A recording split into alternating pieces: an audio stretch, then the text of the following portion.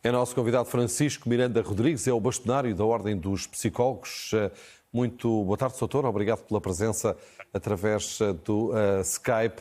Há um estudo da Organização Mundial de Saúde que revela que o cansaço provocado pela pandemia já atinge cerca de 60% da população mundial. Ou seja, à medida que o tempo passa, as pessoas ficam menos motivadas, quer para seguirem as regras, quer para terem comportamentos responsáveis. Bom, mais do que a questão da motivação, neste caso o que está em causa é mesmo o facto de nós começarmos a ter dificuldade de ir buscar aqueles recursos, aquelas competências que nós temos vindo a usar para fazer face aos desafios e às dificuldades que esta crise pandémica nos tem colocado portanto, essas dificuldades têm que ver precisamente com o cansaço que vamos cada vez mais sentindo e exaustão. E é natural que estejamos mais cansados e, em consequência disso, que tenhamos mais dificuldade em fazer a gestão de tanta informação, de tanta incerteza, de tantos hábitos diferentes que temos que acomodar. E, de facto, é uma dificuldade acrescida para aquilo que é o que todos queremos, que é que determinados comportamentos sejam o mais adotados possível e para que, com isso, nós consigamos controlar esta pandemia. Ou seja, o cansaço, a fadiga provocada pela pandemia acaba por causar desorientação. As pessoas têm um menor discernimento para escolher o que é certo ou não seguir aquilo que é errado e estão, muitas delas, num estado de ansiedade permanente que não lhes permite raciocinar. São dois aspectos muito relacionados, o que acabou de dizer. Por um lado, nós quando tomamos decisões, nós podemos tomar decisões seja de forma mais racional, seja de forma mais emocional ou automática. E o que acontece é que quanto mais cansados nós estamos, mais este mecanismo de tomada de decisão se torna automático, torna-se mais emocional. E o que nós sabemos é que o número de erros e do que nós chamamos muitas vezes de enviesamentos que acontecem nesta tomada de decisão quando ela é mais automática aumenta. E porquê que é assim? Porque estes mecanismos mais automáticos de tomada de decisão gastam muito menos energia.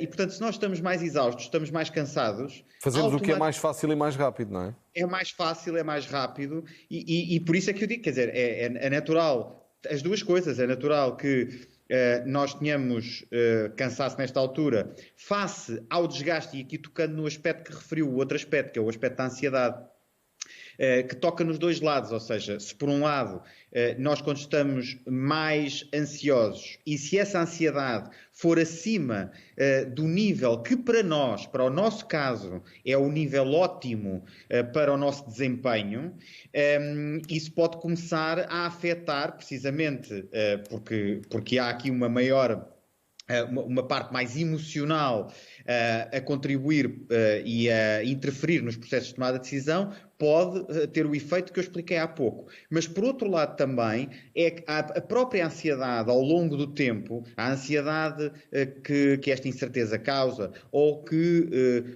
muitas pessoas sofreram já na pele, até porque, ou familiares que estiveram doentes, ou mesmo por processos de luto também, e a ansiedade envolvida aí, ou pura e simplesmente por causa da adaptação e do medo, da resposta emocional medo que muitos de nós acabamos por ter, esse prolongamento da crise vai trazendo cada vez mais isto e, portanto, mais cansaço que decorre desta emoção que pode estar mais exacerbada ou destas sensações que podem estar mais presentes durante mais tempo em nós e com esse elevado impacto da incerteza. Esse era o meu ponto seguinte, doutor. Nós estamos todos confrontados com a doença em si, com a Covid-19. As mortes diárias, muitas delas de pessoas que nos são próximas, a ameaça do desemprego, a perda de rendimentos ou até a deterioração geral das nossas condições de vida. Isso está a levar a situações de quê? Depressão, ansiedade, stress intenso e a situações que nós normalmente valorizamos, que têm a ver com as insónias, mas que são muito graves, que provocam depois problemas graves. Uma pessoa que não dorme tem mais tendência para desenvolver distúrbios psicológicos e emocionais. Sim, nós, lá está, mais uma vez, nós vamos gastando recursos, não é?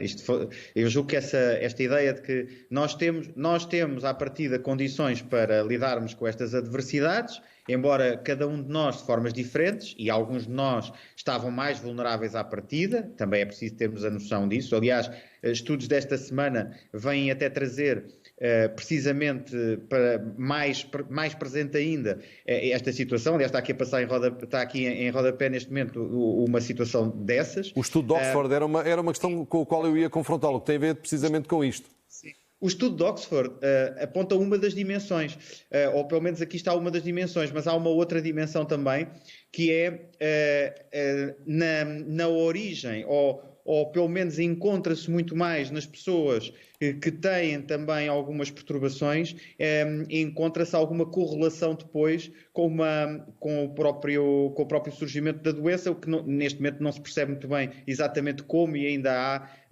variáveis que têm que ser controladas nos estudos para se perceber exatamente tanto uma situação como outra, porque é que está a acontecer. Agora, nós temos aqui situações em que as pessoas já têm um distúrbio psiquiátrico, psicológico, neurológico, vem a sua situação agravada, mas depois temos pessoas que aparentemente eram saudáveis, que não estão a lidar da melhor forma com toda esta pressão e estão a desenvolver também problemas, distúrbios. Sim, e eu não lhe respondi à questão, mas responderei agora. Nós temos, isto é uma escala de desenvolvimento de reações, ou seja, nós não desenvolvemos todos, e muito menos de repente, perturbações, não é assim que acontece para a maioria das situações.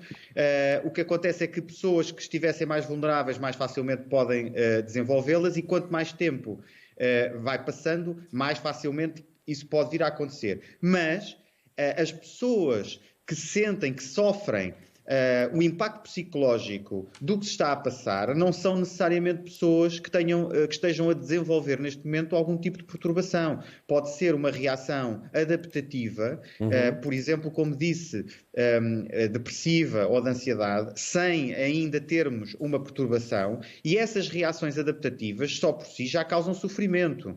E muitas vezes as pessoas, com o passar do tempo, deixam de conseguir responder sozinhas àquilo que os desafios que as envolvem no dia-a-dia estão a exigir delas, da dinâmica familiar, do trabalho, enfim, todas as coisas à sua volta, e podem começar a precisar de alguma ajuda para conseguir ultrapassar estas situações. E isto, se de partida existirem vulnerabilidades, ou mesmo algumas perturbações, pode acontecer tudo mais rapidamente e agravar-se.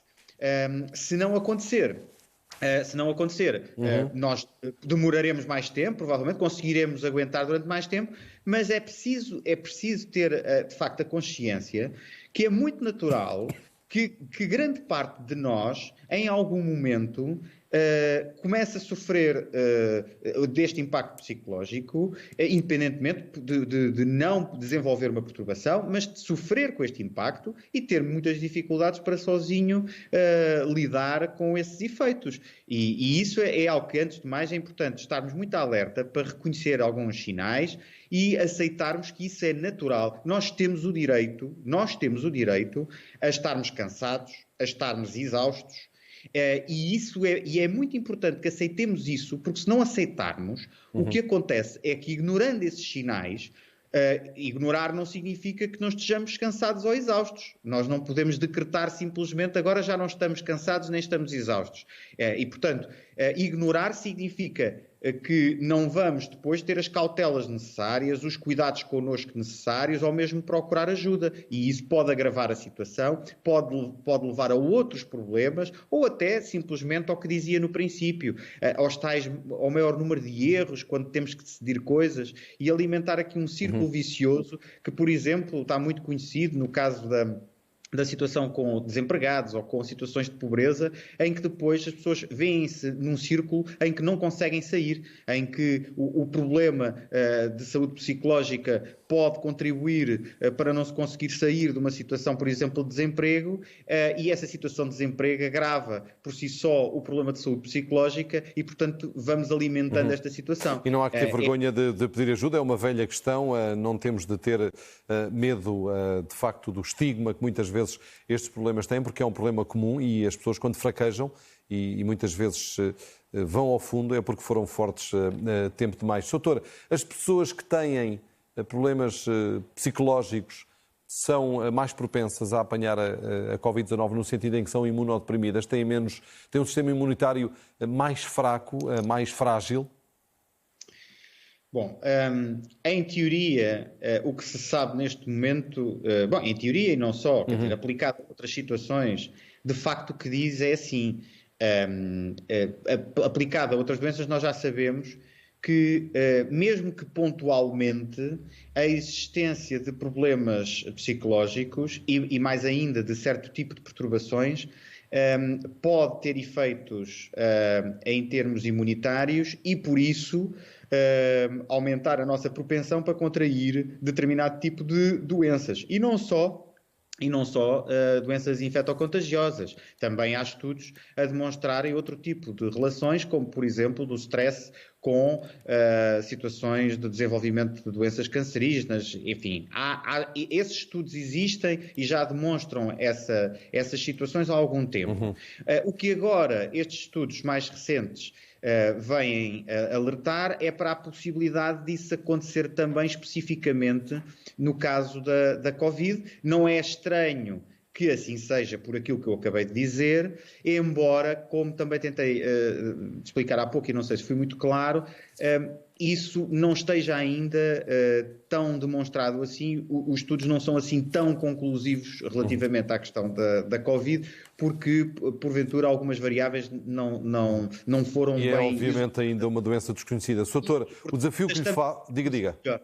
Ainda estamos a conhecer melhor e, portanto, é arriscado fazer afirmações muito definitivas sobre isso, mas é muito provável que assim seja e é provável que os estudos deem indicações da existência, pelo menos, de correlação. Pode não existir de causalidade, mas de correlação é muito natural que apontem para isso, porque isso acontece também com muitas outras doenças. Doutor, no final desta conversa, pergunto-lhe que armas é que temos, todos nós, para combater esta situação, numa altura em que estamos privados da mão amiga, de amigos, de familiares, em que as próprias consultas, muitas vezes, são à distância, com recurso a novas tecnologias. Que conselhos é que deixa àquelas pessoas que estão a sentir que, de facto, estão a fraquejar, estão numa circunstância em que, psicologicamente, estão a chegar ao seu limite? Eu diria três coisas, com um parênteses inicial. Primeiro que talvez não se trate tanto de fraquejar, essa dimensão de que isso é um sinal de fraqueza. Não é nenhum sinal de fraqueza. Não no sentido de fraqueza, mas no sentido em que as suas forças estão a começar a entrar em fadiga. Pronto. Nesse sentido, sim, sem dúvida nenhuma. Fraquejar é uma palavra estigmatizante. Sim, de facto, há uma... o que nós podemos fazer é, primeiro, temos que tentar criar compensações. Ou seja, tentar alimentar sensações de bem-estar que compensem aquilo que nos está a causar sofrimento. E isso pode variar muito de pessoa para pessoa. Mas, por exemplo, se eu for alguém que gosto muito de contacto com a natureza, que gosto de fazer alguns passeios na natureza, por exemplo, essa é uma atividade que eu devo procurar. Mas se eu, porventura, o que gosto mesmo é de ver uma série à noite para me distrair, e isso me dá muito prazer, então eu também devo procurar não me esquecer de o fazer. Enfim, atividades que compensem, por um lado. Por outro lado, relativamente à incerteza, e eu estou meramente a dar exemplos, relativamente à incerteza, uma coisa que podemos fazer para tentar controlar um bocadinho a incerteza, depois de aceitarmos que incerteza é uma coisa com a qual nós lidamos há muito tempo, na verdade, porque repare, nós quando escolhemos que vamos aceitar uma determinada oferta de trabalho, nós não sabemos se ela vai correr bem ou se vai correr mal, portanto já estamos a lidar com a incerteza há muito tempo em muitas coisas. Mas uma das formas é olharmos mais para o aqui e agora, olharmos mais para o dia a dia, porque se nós olharmos para o aqui e agora, há menos coisas para controlar. E há mais coisas que nós conseguimos controlar no imediato do que é que vamos fazer naquele momento. E, portanto, isso dá-nos uma sensação de controlo que o que tem como efeito é reduzir também a ansiedade. Portanto, é uma das coisas que nós podemos fazer para lidar com a incerteza e é uma coisa relativamente, é uma coisa concreta e relativamente simples, por muito que possa às vezes ter alguma dificuldade se nós já estivermos numa situação de grande exaustão ou se a reação que estamos a ter de adaptação já seja muito intensa. E se assim for, e se não conseguirmos por nós próprios controlar, a terceira coisa que eu tenho a dizer é: há mesmo que procurar ajuda, porque mesmo que ela seja uma ajuda à distância, essa ajuda está disponível e para muitas destas situações é uma ajuda que é eficaz. E mesmo para quem hoje em dia não tem recursos, felizmente surgiram algumas ofertas de serviços na sociedade e nomeadamente nos serviços públicos que dão algumas respostas para quem não consegue ter outras, dão algumas respostas. É o caso, por exemplo, do Serviço de Aconselhamento Psicológico da linha SNS 24, que embora só dê para intervenções que possam ser muito curtas e para algumas situações, é uma boa ajuda e para muitos dos casos que nós estamos aqui também a referir. Doutor, obrigado por esta conversa, por estas explicações e também por estes conselhos. Francisco Miranda Rodrigues é o bastonário da Ordem dos Psicólogos, falando aqui dessa questão importante que é o cansaço, a fadiga provocada pela pandemia.